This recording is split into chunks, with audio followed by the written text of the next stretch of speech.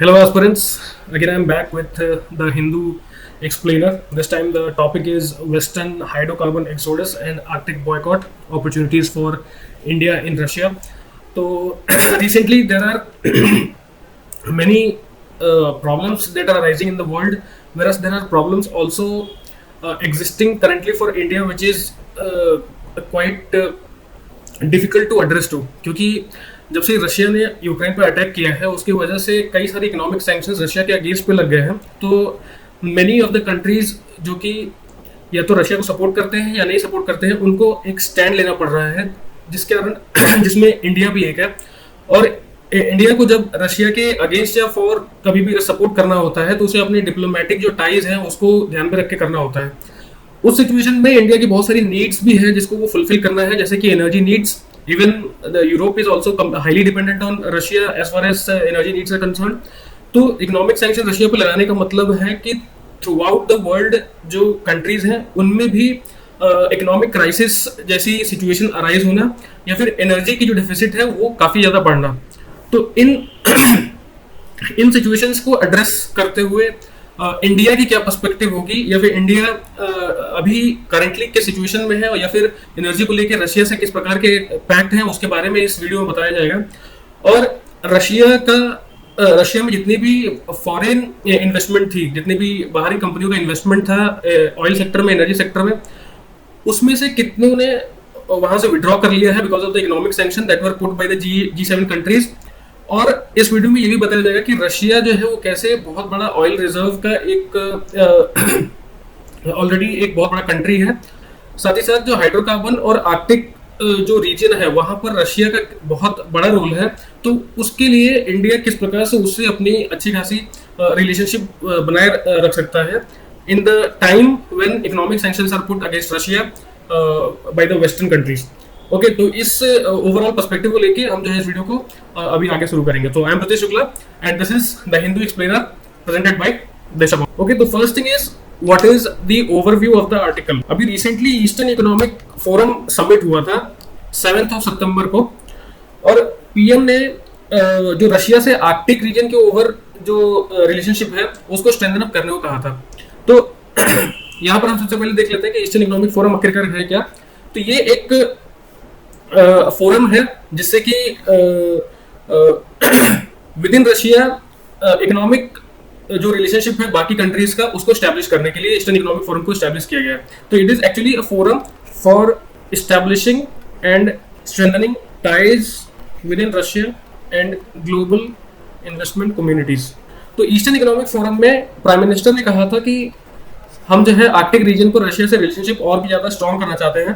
तो इसी के थ्रू फर्दर जो है ये ओवरऑल आर्टिकल हमें बताया गया है कि कैसे हाइड्रोकार्बन सेक्टर में या आर्कटिक रीजन में रशिया का कैसे बहुत बड़ा रोल है और हमें उनसे रिलेशन जो है काफी यहाँ पे स्ट्रेंथन करने की जरूरत है as far as Arctic region is concern specially. अब जो ऑयल रिजर्व है या फिर एनर्जी रिजर्व है उसके एक्सपोर्ट रशिया से जो एक्सपोर्ट होते थे वो काफी ज्यादा जो है प्रॉब्लम में आ गया है जब से रशिया ने यूक्रेन पर अटैक किया है। In the previous many videos I have explain this to you because Russian invasion took place of the Ukraine. बहुत सारी चीजें जो होगी उसमें से एक है economic sanction and primarily Russia is rich in oil reserves. Okay, अगर परसेंटेज के मामले में देखें तो रशिया के पास फॉसिल फ्यूल रिजर्व्स जो है वो एटलीस्ट 19% है ग्लोबल रिजर्व्स में। अगर रशिया के ऑयल रिजर्व्स की बात करें तो उसमें 16.2% टोटल ग्लोबल ऑयल रिजर्व का है। रशिया ने ओवरऑल 13% ग्लोबल ऑयल का प्रोड्यूस किया था। तो आप ये देख सकते हैं कि वर्ल्ड में रशिया की जो ऑयल प्रोडक्शन है या फिर ऑयल रिजर्व्स की भी मात्रा है वो कितने ह्यूज अमाउंट में है। ठीक है, और ये वर्ल्ड का लीडिंग एक्सपोर्टर भी था गैस का, जो अराउंड 197.2 बिलियन क्यूबिक मीटर्स था 2020 में, और 40.4 बिलियन क्यूबिक मीटर्स था एलएनजी का। ठीक है, तो Russia has a remarkable gas and oil energy reserves. इसकी वजह से there were numerous number of countries who were exporting from Russia these energy resources. Okay, so this is the overview of the article because the Prime Minister in the Eastern Economic Forum he said that in the Arctic region we need to strengthen our cooperation with Russia, because Russia has a large amount of stake there in the hydrocarbon sector also, and even related to the energy resources और even other resources. Okay, तो ये है overview of the article. हम इसके आगे जो है इसका कंटेंट देखते हैं. Okay, now the question is what is Russia stake in hydrocarbon sector and Arctic in current situation. अब currently Russia has invaded Ukraine, तो इस सिचुएशन में रशिया के पास अब क्या रह गया है. अभी रिसेंटली 3 मार्च 2022 को रशिया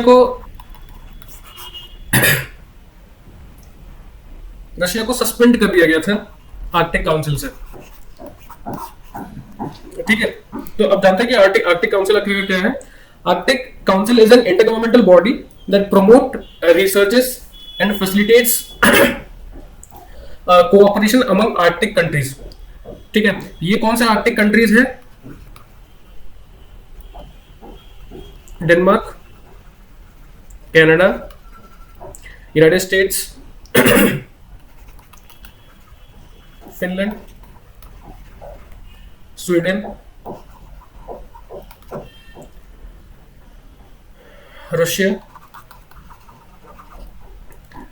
आइसलैंड और नॉर्वे. तो ये जो 7 कंट्रीज हैं,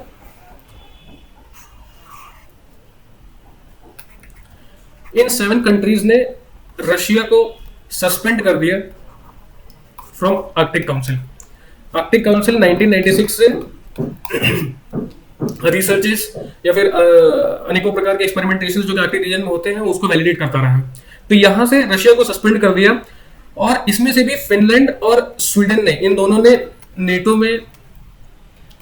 ज्वाइन करने के लिए कह दिया था, which is again a problem for Russia. Russia का मेन प्रॉब्लम यही है कि जो कंट्रीज नेटो को ज्वाइन कर रही हैं, they are kind of a hostile country to Russia. तो इसकी वजह से Russia and Europe conflicts are getting greater and greater. अब अभी रशिया जो है वो करेंटली चेयर करता है आर्कटिक काउंसिल को. ओके, आर्कटिक काउंसिल को चेयर करता है, लेकिन इसे ही सस्पेंड कर दिया गया यहाँ से.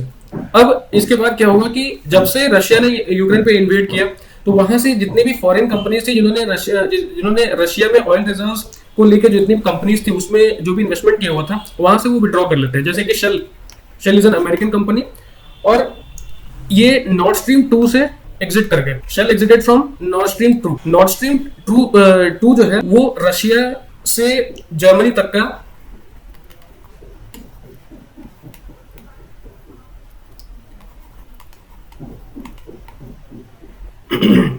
एक पाइपलाइन है जो कि 1200 किलोमीटर पे एक्सटेंडेड है, जो रशिया के वाइबॉग से थ्रू बाल्टिक सी जर्मनी के ल्यूबिन में जाता है. तो ये नॉर्ड स्ट्रीम 2 जो पाइपलाइन है, ये बहुत बड़ा जरिया था जिसके तरीके से Russia was providing oil to Germany, और जर्मनी भी ह्यूज अमाउंट में रशिया से ऑयल बाय करता था या फिर एनर्जी रिसोर्सेस बाय करता था. तो it was a very big economic win for the Germany when Nord Stream 2 was supplying oil resources to getting oil supplied from the Russia. तो Nord Stream 2 में से शेल जो है उसने अपने आप को एग्जिट कर दिया है, और उन्होंने गैसप्रॉम से भी, let me delete this.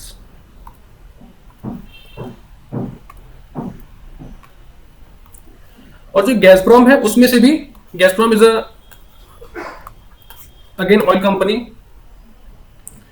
इसमें से भी शेल ने अपने सारे जो शेयर्स थे वो खत्म कर दिए हैं.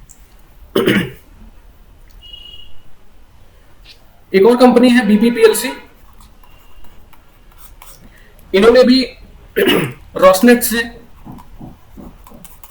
अपना विड्रॉ कर लिया है. नॉर्वे की इक्विनोर कंपनी है, इन्होंने भी रशियन जॉइंट वेंचर से अपने आप को विड्रॉ कर लिया है.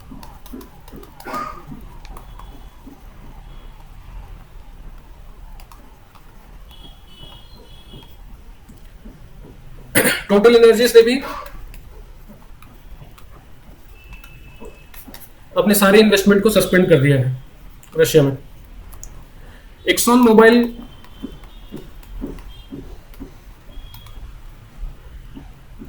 इन्होंने भी एग्जिट कर दिया है रशिया से।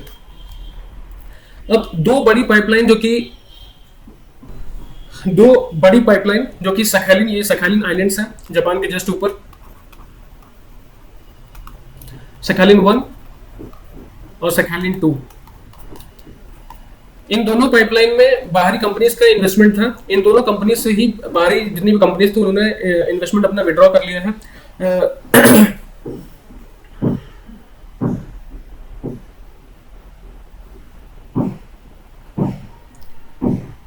जैसे कि सखैलिन 2 है, उसमें से शेल, मित्सुई और मित्सुबिशी, ये जो कंपनियां थी इन्होंने विड्रॉ कर लिया है। उन्होंने अपने सारे शेयर जो है इस सखैलिन 2 पाइपलाइन में उसको सस्पेंड कर दिया। अब ये जो प्रोमिनेंट पाइपलाइंस थी, जैसे कि सखैलिन 1 ये नॉर्दर्न एरिया में था और सखैलिन 2 जो है मिड सखैलिन में था, तो ये दोनों पाइपलाइन को सस्पेंड, मतलब मैक्सिमम जो फॉरेन इन्वेस्टमेंट था इन दोनों में सस्पेंड होने का मतलब है कि जो भी टेक्नोलॉजी, जो एडवांस टेक्नोलॉजी जो कि इस्तेमाल होता था ऑयल प्रोड्यूस करने में, एनर्जी प्रोड्यूस करने में, वो अब सस्पेंडेड रहेगा। और साथ ही साथ जो बाकी कंट्रीज का जो इन्वॉल्वमेंट होता था डायरेक्टली और इनडायरेक्टली, वो भी अभी सस्पेंडेड रहेगा। ये naturally because Russia invaded Ukraine.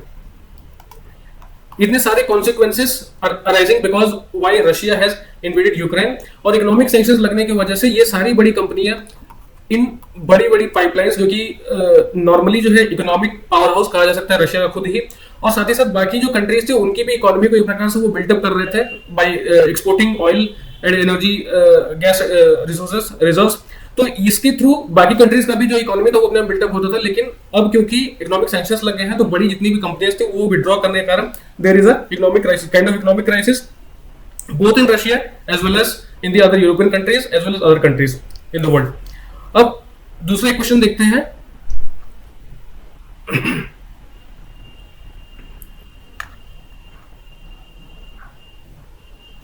This is the Nord Stream that I was talking about.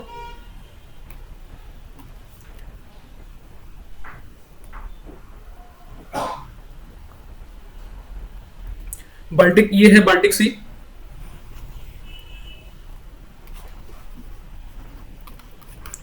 ये ल्यूबिन से होकर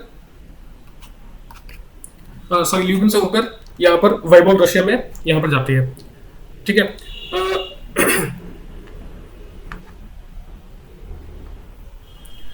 अब आखिरकार ये जो क्राइसिस चल रहा है कंटिन्यूअस, उससे इंडिया और रशिया के बीच में जो रिलेशनशिप है उससे क्या होगा, या फिर इनके बीच का जो कोऑर्डिनेशन है एनर्जी सेक्टर को लेके वो कहां तक पहुंच सकता है। तो सबसे पहले कि ओवीएल है, ओएनजीसी विदेश लिमिटेड, जितनी भी वॉइड क्रिएट हो रही है फॉरेन कंपनीज का रशिया में जितनी भी पाइपलाइंस को फॉरेन कंपनीज जो है इन्वेस्टमेंट बंद कर रही है, उन सारे को एक्वायर करने के बहुत सारे तरीके जो है ओवीएल ढूंढ रहा है, और ये वो सारे वॉइड को फिल करना चाह रहा है। इंडिया खुद जो है, इंडिया ने around 3.2 billion $US worth crude oil Russia से लिया था।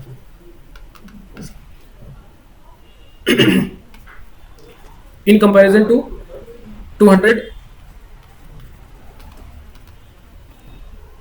मिलियन $US मार्च में, और ऑलमोस्ट जीरो इन फेब, मतलब कि फेब में तो कुछ लिया ही नहीं था, लेकिन रिसेंटली इंडिया ने 3.2 बिलियन $US का क्रूड ऑयल लिया है और मार्च में 220 लिया था। यानी कि there is a drastic increase in the oil imports from Russia by India. Okay, अभी रशिया जो है अराउंड 0.2% इंडिया का टोटल इंपोर्ट करता है। India imports 0.2% of Russian oil reserve. Okay, तो it has suddenly become huge in amount for India.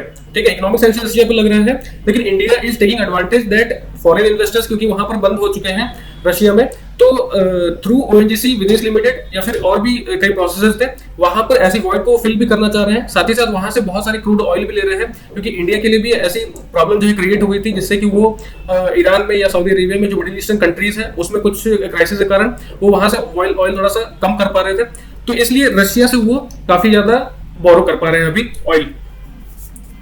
Okay, अब क्या forecast बताता है? India is going to be needing around 90% of the oil reserves or oil energy resources by 2040. So India is going to be a great consumer for oil reserves. तो उसको 90% of the oil reserves है उनकी जरूरत पड़ेगी और oil की जरूरत पड़ेगी by 2040। तो जो राइजिंग क्रूड प्राइसेस है उसकी वजह से भी प्रॉब्लम्स क्रिएट हो रहे हैं। राइजिंग क्रूड प्राइसेस से क्या होगा, हमारा जो करंट अकाउंट डेफिसिट है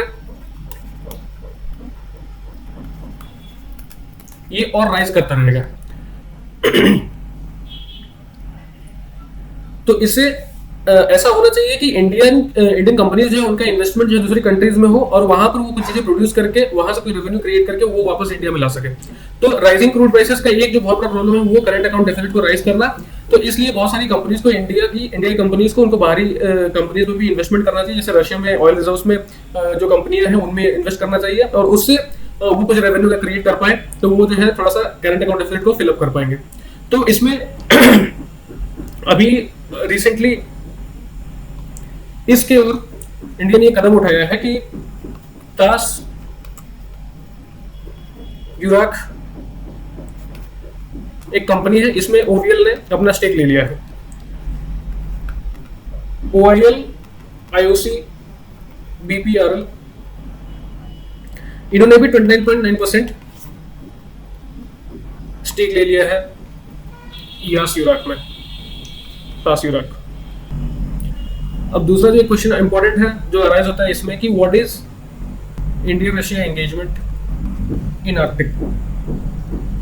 अब रशिया जो है उसके पास 80%, रशिया का जो आर्कटिक रीजन है उसके पास 80% ऑयल और नेचुरल गैस है केवल आर्कटिक रीजन में। तो इंडिया की जो आर्कटिक पॉलिसी है वो भी ये कहती है कि उन्हें सब्सटेंटिव स्टेप लेना है as far as Arctic region is concern. अभी कोई फुल प्रूफ प्लान नहीं बना आर्कटिक रीजन को लेके, लेकिन India is wanting to take substantive steps as far as Arctic region is concern, that is with Russia. अब इसमें कौन कौन से स्टेप इंडिया को हेल्प कर सकते हैं? तो सबसे पहला है इंटर इंडस्ट्री और मिनिस्ट्रियल लेवल कोऑपरेशन, दूसरा है इंस्टीट्यूशनलाइज्ड डायलॉग।